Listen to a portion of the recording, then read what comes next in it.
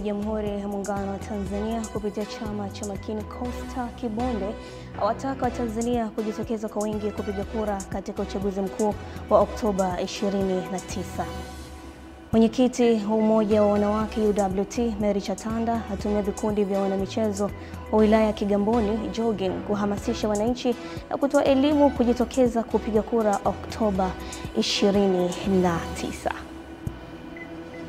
Na mtazamaji, hujambo popote pale ulipo. Hii ni asubuhi njema ambapo kama ilivyo ada yetu huwa tunapitia habari mbalimbali tukipashana zaidi katika asubuhi hii ya leo. Karibu sote, mimi ni Lulu Ali na tuanzie huko Geita ambapo mgombea rais wa Jamhuri ya Muungano wa Tanzania kupitia chama cha Makini Costa Kibonde amewataka Watanzania kujitokeza kwa wingi kupiga kura katika uchaguzi mkuu wa Oktoba 29 ili kutimiza haki yao kikatiba. Mrisho Sadik anatueleza zaidi.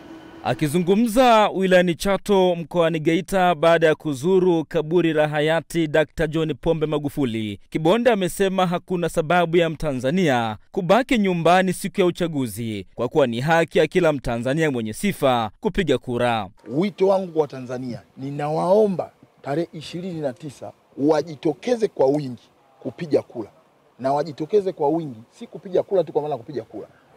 Wajitokeze kwa wingi kunipigia kula mimi Costa Jimmy Kibonde wa chama cha Makini, na hatimaye ninaamini Tume Huru ya Taifa ya Uchaguzi tarehe 29 baada ya Tanzania kujitokeza kwa wingi na kunipigia kula, watakwenda kunitangaza kuwa rais wa awamu ya 7 wa Jamhuri ya Muungano wa Tanzania. Pia ninawaomba Tanzania siku ya kupiga kula wakijitokeza, wakifika kwenye kituo cha kupiga kula, wakipiga kula warudi majumbani mwao kwa ajili ya kwenda kusikilizia matokeo na si kurundikana kwenye vituo vya kula. Katika hatua nyingine, Kibonde amewaonya Watanzania kuhusu swala la maandamano. Na wale ambao wanahamasisha maandamano siku ya tarehe 29, natoa rai kwa Watanzania nchi nzima, nikiwa hapa nyumbani kwa marehemu John Pombe Joseph Magufuli ambaye alikuwa ni rais wetu wa awamu ya 5, wasiwasikilize wanaochochea maandamano. Tarehe 29 ni siku maalum ambayo ni takwa la kikatiba linatutaka twende tukupige kula. Kwa hiyo tukatimize haki yetu ya kimsingi. Sambamba na hayo, mgombea huyo amezitaka mamlaka za serikali kuhakikisha zinaondoa maudhui yote yanayochochea kuvuruga amani ya nchi kwenye mitandao ya kijamii. Iko sababu ya kuweza kuondoa maudhui yanayochochea, yanayoleta viashiria vya kutugawa, viashiria vya kuleta sintofahamu katika nchi yetu ya Tanzania. Hayo mamlaka wanayo na hawana sababu ya kusubiria matatizo yatokee, kwa sababu tumeona kabisa. Kutoka Chato, mimi ni Mrisho Sadik. Serikali wilayani Babati mkoani Manyara imewahakikishia wananchi wa wilaya hiyo na mkoa huo kwa ujumla uwepo wa amani na utulivu mkubwa kuelekea uchaguzi mkuu wa Oktoba 29 mwaka huu, na kuwataka kujitokeza kwa wingi bila hofu kushiriki uchaguzi huo na kuchagua viongozi wanaoendana na matamanio yao. Elia Kimani anatuarifu zaidi. Ni katika kikao kazi kati ya wazee, watu maarufu pamoja na viongozi wa serikali ya vijiji vya kata ya Magugu, mkuu wa wilaya Babati Emmanuel Kaganda amewakumbusha kuwa jukumu la kutunza amani na utulivu ni la jamii vyote. Hivyo ni vyema wazee hawa kuchukua jukumu la kuibua yoyote wanaotilia mashaka kwenye maeneo yao. Kipaumbele namba 1 kwa serikali yetu na sisi viongozi wenu ambao mmetutuma ni kuhakikisha kwamba tunaendelea kulinda tunu ya amani na utulivu ndani ya nchi yetu. Na hili wazee niwaambie, ni jukumu lenu kukemea pale mnapoona mambo kwenye maeneo yenu hayaendi sawa. Oktoba 29 mwaka huu ni siku inasubiriwa kwa hamu na gamu na wengi kushuhudia historia nyingine ya wananchi wa taifa la Tanzania kupiga kura kwenye uchaguzi mkuu, kuchagua viongozi wanaodhani wanaendana na matakwa pamoja na matarajio yao. Ingekuwa inasogezwa kama saa kabla watu hawajabadilisha mawazo, siku hiyo kwanza kata Magugu hawataamini kura zitakazokuwa zimepigwa za kutosha. Tutatoka kwa kiasi chetu chote, hatuna mtu tamwacha nyumbani. Lazima tutawasukuma vijana na wakina mama, hata na wale wasichana ambao wenye umri wa kupiga kura. Tuna hiyo nia kabisa. Mkuu wa wilaya Babati pia ametumia kikao hiki kufikisha salamu za kuomba radhi kutoka kwa mgombea urais wa Chama cha Mapinduzi Dr. Samia Suluhu Hassan kwa kushindwa kusimama eneo la Magugu wakati alipopita kwa ajili ya mkutano wa kampeni zake wilaya Babati, ambapo wazee hawa wameonyesha kufurahishwa na kitendo hicho cha kuomba radhi na kueleza waliotamani kumweleza iwapo wangesimama kuzungumza nao. Hata hivyo pia salamu ambayo rais amesema tuomba msamaha. Pia tunashukuru pia na yeye kwa kutuona kwamba na sisi tunafaa kuomba msamaha. Na pia na sisi salamu zetu naye apokee. Tuna shida ya maji, tuna shida ya barabara, wamama wanajifungulia njiani, hospitali iko mbali. Kutoka wilaya Babati mkoani Manyara, mimi ni Elia Kimani. Mgombea ubunge jimbo la Mchinga lililopo mkoani Lindi kupitia Chama cha Mapinduzi CCM Salma Kikwete amewaahidi wananchi wa jimbo hilo kuwa endapo atapewa ridhaa ya kuwa mbunge wa jimbo hilo atahakikisha anasimamia ugawaji wa maeneo ya kiutawala na kulifanya jimbo hilo kupandishwa hadhi ya kuwa halmashauri kuu ili kusogeza karibu huduma za kijamii ambazo wamekuwa wakizifuata manispaa ya Lindi. Ahmad Nandonde anaarifu zaidi. Mheshimiwa Salma Kikwete amesema hayo katika nyakati tofauti ndani ya mikutano yake ya kampeni alipokuwa akizungumza na wananchi wa Legeza Mwendo na Mkangaulani, kata Milola katika manispaa ya Lindi, ambapo hapa anaeleza nia na malengo yake.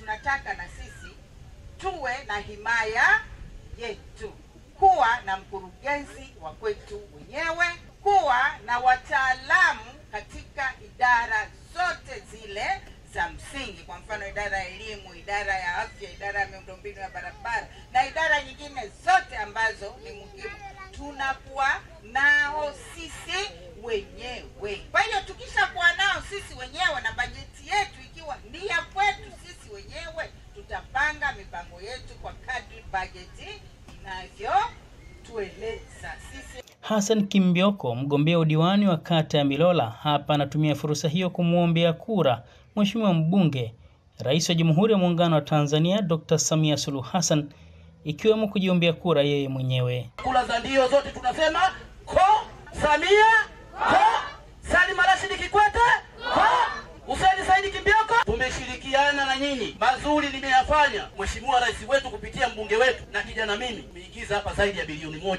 tuna milioni 325 za shule mpya. Baadhi ya wananchi waliohudhuria katika mkutano huo wanaeleza imani ya mgombea wao wa ubunge kuwa atawakilisha vyema, huku wakimuomba kufanyia kazi tatizo la barabara. Tuna uhakika kwamba atatufanyia mambo mazuri kwa Milola. Kwa hiyo tunamuomba sala zake alizozitangaza basi azifanyie kweli Milola, atutengeneze barabara. Nimeridhika naye kutokana na uongozi wa miaka 5 iliyopita. Nimekubali kula yangu kumpa Mama Salma. Sisi tupo ridhaa kumpa miaka 5 tena. Ahmad Nandonde, Channel 10. Na asante sana Ahmad Nandonde kwa taarifa hiyo. Wananchi wa kijiji cha Kapele mkoani Songwe wameomba serikali kupitia Wizara ya Mawasiliano na Teknolojia ya Habari kutatua changamoto ya mawasiliano ambayo imekuwa kero kwa wananchi hao na kusababisha kukwama kwa shughuli za kiuchumi zinazotegemea masuala ya kimtandao. Epimako Sapolinari anafafanua zaidi. Wamesema kwenye kijiji hicho kuna changamoto ya mawasiliano, hali inayowafanya kushindwa kupata mawasiliano kwa wakati na kuendesha shughuli zao za kimtandao, huku wakiomba Wizara ya Mawasiliano na Teknolojia ya Habari kwenda kuitafutia suluhisho changamoto hiyo ili wananchi waweze kuendesha maisha yao kupitia mtandao. Lakini changamoto ya pili ipo tena kwa sisi tuliooa. Umelala ndani, simu imepigwa, pengine ni mtu mwema tu, mzazi na nini, lakini kulingana kwamba pale unapolala kitandani kwako mtandao haushiki, utalazimika uinuke pale. Kero inakuja kwamba pengine unakwepa kuwasiliana, piga simu pale, pengine unawasiliana mchepuko, lakini kitu ambacho sio. Kwa hiyo kero ya pili ndio hapo. Ukienda kuna visehemu tu tunaenda huko, mara tupandishe kule milimani, mara kwenye nyumba za watu, mwisho tunaanza tukapigwa na kupigwa usiku. Ni kutafuta mtandao. Kuna tatizo moja la mitandao. Yaani mitandao haipatikani huku kwetu. Ili ongee na ndugu na jamaa, hako uanze kupanda kwenye muti. Ndipo unapopata mtandao wa kuongea na ndugu yako. Kwa upande wake, Katibu Mkuu Wizara ya Mawasiliano na Teknolojia ya Habari Mohamed Abdullah amesema katika maeneo waliyotembelea wamebaini wakazi wa eneo hilo wana changamoto kubwa ya mtandao na kuahidi kuwa wanaenda kushughulikia tatizo hilo, huku mtendaji mkuu wa mfuko wa mawasiliano kwa wote UCSAF Peter Mwasayanda amesema ni jukumu sasa letu sisi kama serikali kupitia wizara hii yetu ya mawasiliano na teknolojia ya habari kuhakikisha kwamba maeneo hayo ambayo tumepita na kuna changamoto hizo za mawasiliano tunaweza kuzitatua haraka iwezekanavyo. Changamoto iliyokuwepo awali na ukilinganisha na sasa hivi kwa kiasi kikubwa changamoto ya mawasiliano imepungua. Kwa hiyo ni matumaini yetu tutaendelea kujenga minara mingine kwa sababu baada ya mradi huu tuna mradi mwingine wa ujenzi wa minara 280 ambao pia utaenda vijijini kote. Nikiripoti kutoka mkoani Songwe, Epimax Apolinari, Channel 10. Serikali kupitia halmashauri ya Arumeru imeendelea kutoa mikopo ya 10% kwa vikundi vya wananchi ikiwa na lengo la kukuza biashara ndogo na maendeleo ya kijamii, ambapo hata hivyo baadhi ya vikundi hasa vya watu wenye ulemavu hawajakabidhiwa mikopo kutokana na kukosa sifa au elimu ya kutosha kuhusu masharti ya mikopo hiyo. Tupate taarifa zaidi. Mkurugenzi wa halmashauri ya Arusha Suleimani Msumi akizungumza katika hafla ya utoaji mikopo ya shilingi milioni 183 ameeleza kuwa jumla ya vikundi 70 vilivyoomba mikopo ni vikundi 13 tu vilivyoweza kufanikisha masharti na kupata fedha hizo. Tutatoa takribani jumla ya fedha milioni 183 ambapo ikiwa ni sehemu ya fedha tuliyotenga kwa ajili ya robo iliyopita kutokana na wananchi wengi walioomba mikopo hii kuto kutimiza vigezo. Kati ya milioni 483 tunatoa milioni 183. Dhani changamoto ni kutokusikiliza matakwa ya viongozi wao. Labda muda tunafuatilia, tuliambiwa tufuatilie kwa sababu tufuatilie tuwe na wadhamini. Ona, tufuatilie kwanza kuanzia mwanzo mpaka mwisho. Wengine wanakwama kutokuwasikiliza kwanza viongozi wao ambao ni maafisa maendeleo wao wakata. Kwa sababu afisa maendeleo hawezi kukuacha endapo unamsikiliza. Kufuatia changamoto hiyo, mkuu wa wilaya hiyo Mwinyi Ahmed Mwinyi amewaagiza watendaji wa halmashauri kuhakikisha kila mnufaika anaelewa haki na masharti yake, lakini kuendelea kutoa elimu kwa watu wenye ulemavu na wananchi kujua masharti ya mikopo ili nao waweze kunufaika na fursa hiyo. Nikuombe sana mkurugenzi, lakini pia katibu tawala ambaye pia ni mwenyekiti wa kamati ya mikopo ya wilaya na idara ya maendeleo ya jamii, ningependa sana kabla hatujaingia kwenye uchaguzi, kati ya vikundi hivi 10 vya wenzetu wenye mahitaji maalum, basi angalau hata vikundi 3 tuweze kuwapa mikopo.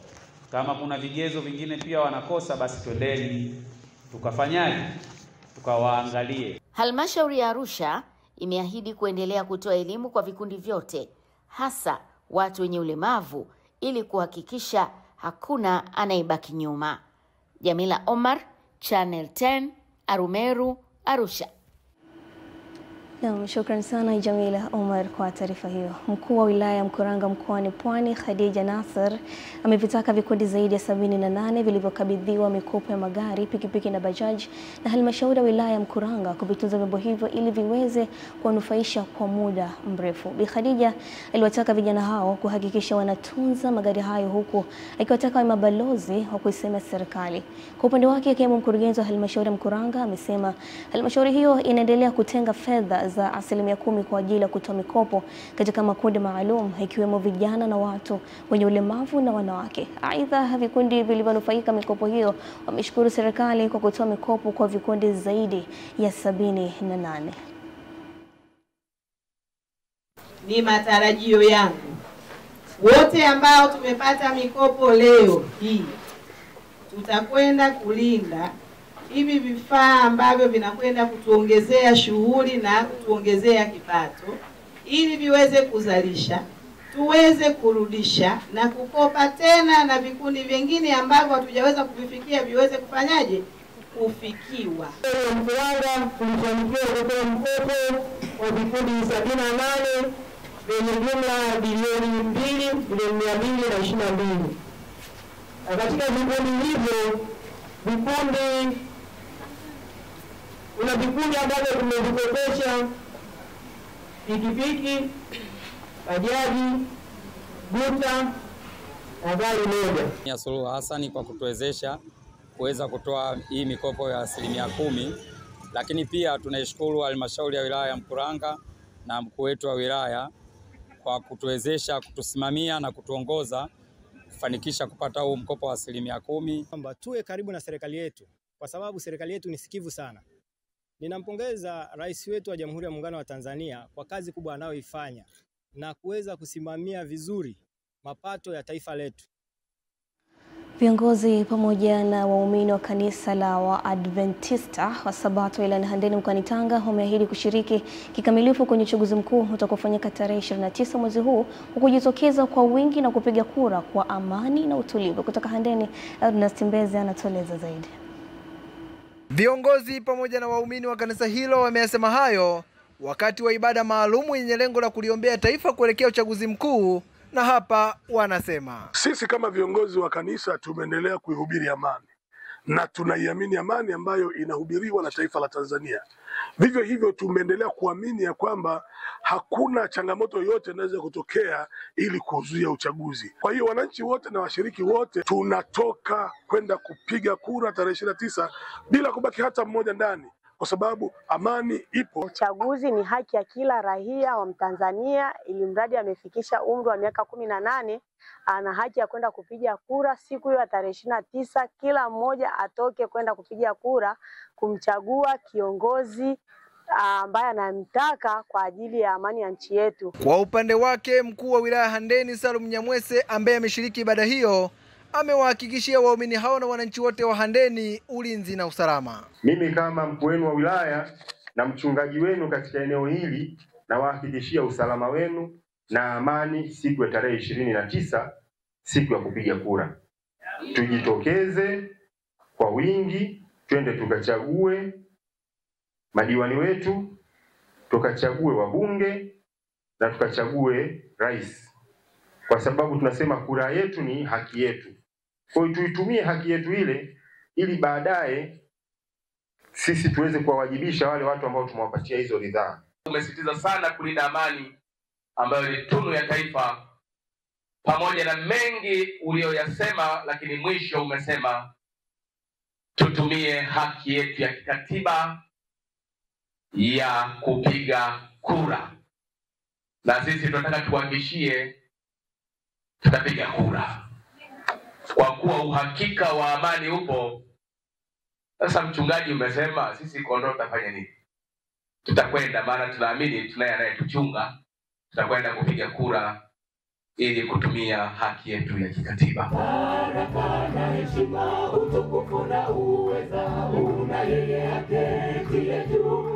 Kutoka wilayani Handeni mkoani Tanga, mimi ni Ernest Mbezi, Channel 10. Na mtazamaji, mgombea urais wa Jamhuri ya Muungano wa Tanzania Mheshimiwa Daktari Samia Suluhu Hassan ameingia kwenye kumbukumbu ya kihistoria baada ya mchango wake wa kitaaluma kutambuliwa katika maendeleo ya sekta ya elimu nchini. Kutoka Shinyanga, Henry Kavirondo anatueleza. Hii Tanzania bila Samia haiwezi kunoga na sio salama. Mchango huo wa Dr. Samia anayetetea kiti chake kupitia Chama cha Mapinduzi CCM umetambuliwa na wanafunzi wa shule ya sekondari Kanawa iliyopo kata ya Ukenyenge, wilaya ya Kishapu, mkoani Shinyanga. Mashuhuda ni wahitimu wa awamu ya 28 ya kidato cha 4 wa shule hii inayomilikiwa na Jumuiya ya Wazazi ya Chama cha Mapinduzi Taifa UWT. Tumejiandaa vyema kumchagua rais wetu Samia Suluhu Hassan kwa sababu ameweza kuboresha miundombinu katika taifa letu na pia katika shule yetu. Ameweza kufanikiwa na kutujengea majengo mazuri, madarasa, mabweni kwa ajili ya wanafunzi kupumzika. Yaani shule ya sekondari Kanawa tumejiandaa vizuri kwenda kufanya mtihani ulioko mbele yetu. Kwa maana hiyo, katika masomo ya sayansi walimu wanajitahidi sana kutufundisha na wanafundisha zaidi, na sisi tunajihudi tena ya kutafuta matokeo yaliyo mema. Mkuu wa shule hii ambayo ni miongoni mwa zinazozalisha wasomi wenye uzalendo nchini, Don Bosco Manyanda amesema wanazo sababu za kujivunia kama uongozi wa shule. Division 0 hakuna, ufaulu ni 100%. Mwaka 2024 Division 1 ilikuwa ni wanafunzi 55, Division 2 34, Division 0 hakuna, Division 4 hakuna na Division 0 hakuna. Ufaulu ni kwani 100%. Pia akagusia umuhimu wa kupiga kura katika uchaguzi mkuu ifikapo Oktoba 29 mwaka huu. Mimi wananchi wenzangu tu na wasihi waweze kuchagua Chama cha Mapinduzi. Chama cha Mapinduzi ni chama ambacho kiko imara, kimeweza kulinda amani ya nchi yetu, na Mama Samia anaongoza vizuri na analeta maendeleo kwa wananchi wake. Wenyewe mnaweza mkashuhudia Bukenyenge hapa tunatumia maji kutoka Ziwa Victoria. Lakini umeona umeme upo. Unaona barabara zipo. Kwa tuna imani tukichagua tena maeneo yetu kwa maana ya maendeleo yataendelea kuboreka zaidi na zaidi. Kanawa Sekondari ilisajiliwa mwaka 1984 kutoka kuwa shule ya msingi chini ya utawala wa koloni la Waingereza baada ya mwaka 1961 na kuingizwa kwenye umiliki wa bodi ya wadhamini wa CCM. Nikiripoti kutoka wilaya ya Kishapu, Henry Kavirondo, Channel 10, Shinyanga. Na mtazamaji, mara baada ya taarifa hiyo, na sasa tuangazie katika upande wa michezo ambapo mwenyekiti wa Umoja wa Wanawake Taifa UWT Mary Chatanda ametumia vikundi vya wanamichezo wa wilaya ya Kigamboni Jogging iliyoandaliwa na mkuu wa wilaya hiyo Dalmia Mikaya kwa ajili ya kuhamasisha wananchi na kutoa elimu kujitokeza kupiga kura Oktoba 29. Mwenyekiti huyo pia amewatoa hofu wananchi hao na wanamichezo kutowasikiliza watu wenye nia mbaya ya kuatisha kwamba kutakuwa na maandamano na wazipuuze taarifa hizo. Kwa hiyo msiogope, wala kina mama wasiogope, wala vijana msiogope, wazee msiogope, nendeni mkapige kura. Hayo ni maneno ya mtandaoni tu. Na kelele siku zote za mlango zimnyimi mwenye nyumba kulala usingizi. Wana jogging oye! Wana jogging oye! Naomba niwaambie, hata uko kwenye mitandao wengi wanaozungumza hawapo hapa nchini. Niseme tu kwamba siku hii ya leo ni kilele cha shughuli ambayo tuliweza kuanza tangu mwanzo wa mwezi huu wa 10, ambapo tulikuwa na zoezi la kuhamasisha wananchi wetu kushiriki kwenda kupiga kura ifikapo tarehe 29 mwezi huu wa 10. Mimi kama mkuu wa wilaya kwa nafasi yangu nina wajibu wa kuwakumbusha ndugu zangu wananchi wenzangu kwenda kushiriki kupiga kura ifikapo tarehe 29. Hakutakuwa na maandamano tarehe 29. Wanatumia mitandao kuwatisha, msijitokeze kupiga kura. Tafadhalini, chonde chonde. Tumebakiza siku 10 tu za kampeni. Kampeni tushamaliza. Na mtazamaji, hii ni sehemu ya kwanza ya asubuhi njema. Tukapata mapumziko mafupi, tukirejea tunakuja kuendelea sehemu ya pili ambapo tunakuja kuangazia vichwa vya habari mbalimbali katika magazeti. Mimi ni Lulu Ali, endelea kusalia nasi.